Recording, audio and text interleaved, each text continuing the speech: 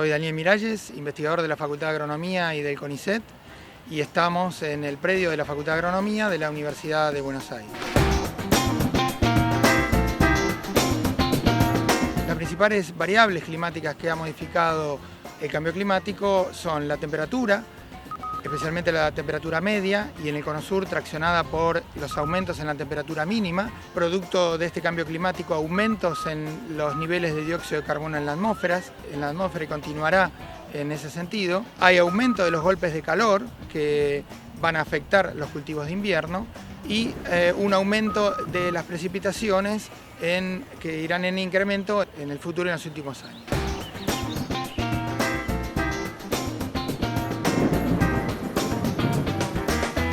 A lo largo del ciclo del cultivo se diferencian distintos componentes de rendimiento. No todos tienen la misma importancia y magnitud para definir el rendimiento y la calidad.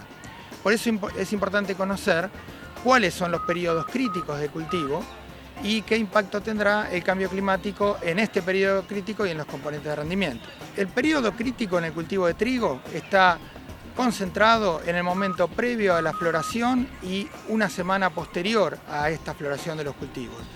Si tomamos, por ejemplo, la temperatura y este incremento medio de la temperatura, lo que hace es reducir o acortar el ciclo propio del cultivo, pero podría acortar diferencialmente cada una de las etapas. Tomando un ejemplo, si los aumentos de temperatura acortan la etapa posterior a la elongación de los tallos, donde se determina la supervivencia de estos macollos que previamente se habían generado, como expliqué anteriormente, lo que va a ocurrir es que se da una mayor mortandad de estos macollos, determinando una menor cantidad de espigas por metro cuadrado, uno de los componentes principales del rendimiento. Asimismo, en este periodo de elongación del tallo previo a la antesis, se determina el número de flores del cultivo que van a derivar en granos. En consecuencia, si esa reducción en el ciclo del cultivo determina un aumento de la mortandad de flores, afecta tanto el número de espigas como el número de granos potenciales que el cultivo va a tener. En consecuencia, se va a reducir el número de granos por metro cuadrado y eso va a derivar en una reducción importante, una disminución en el rendimiento potencial de ese cultivo.